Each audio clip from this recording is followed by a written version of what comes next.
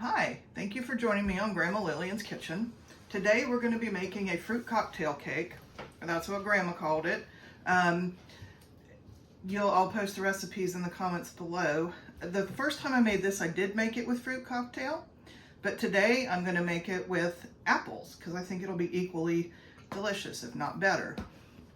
I think today we would call this a dump cake. It's fairly simple. Very simple recipe. Grandma didn't have a lot of instructions on her card.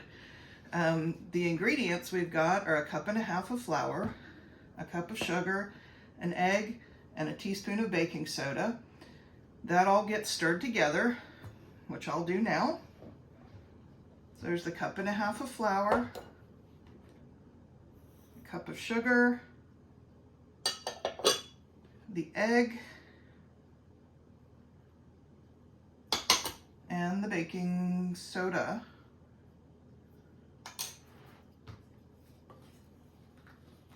And stir that together. And then add a can of whatever fruit you like. I think it would be good with peaches too. That's why I have the can of peaches sitting here. Although this time I'm using the apples. It was very good with fruit cocktail. I think it might be good with pineapple. Anything that's going to go good with the topping, which is going to be walnuts and brown sugar. So let's get this all mixed up.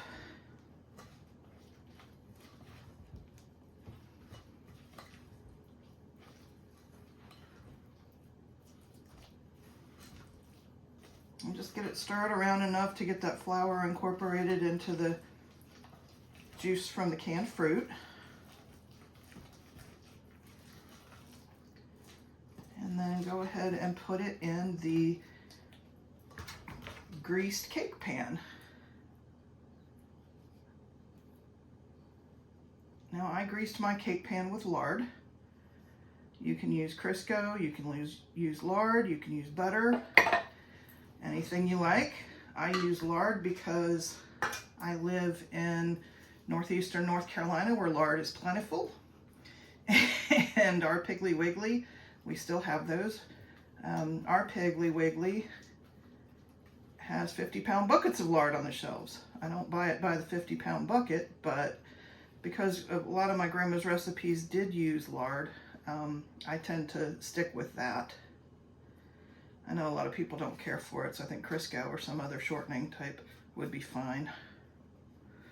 All right, let's get this into the pan.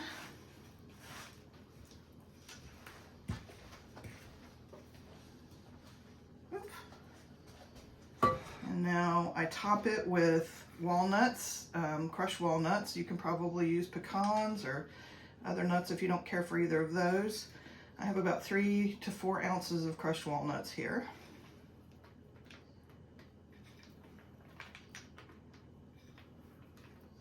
Just sprinkle them on the top. And then top that with brown sugar. Now I've got about 2/3 of a cup of brown sugar here. I'll just get that evenly distributed. And what we're going to do is pop it in the oven at 325 degrees for about 45 minutes. And that's what the recipe calls for. Now the last time I made this, I did have to cook it a little longer, but we'll see how it does with the apples this time. I think that's plenty. I didn't quite use all 2/3.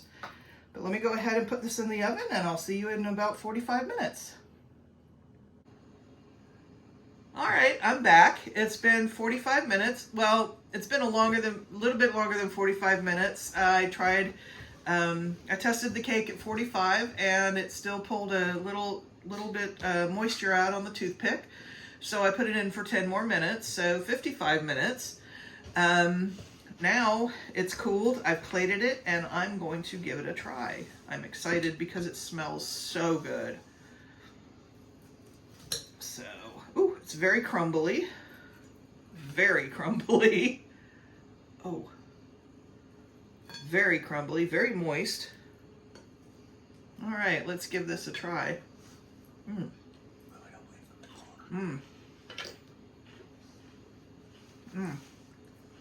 Well, the brown sugar tastes amazing.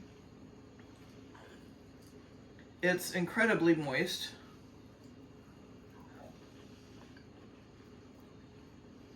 Probably could have gone about 5 more minutes, but this is amazing. The cinnamon apples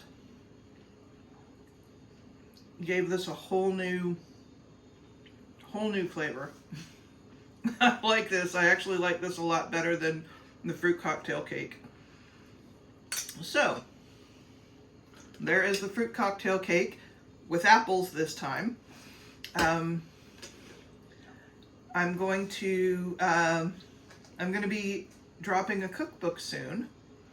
So when it comes out, I will put the link in the channel. And if you did enjoy this and you liked watching it, please click like and subscribe if you'd want to. I hope you'll join me again. Thank you very much for watching. See you next time. Bye-bye.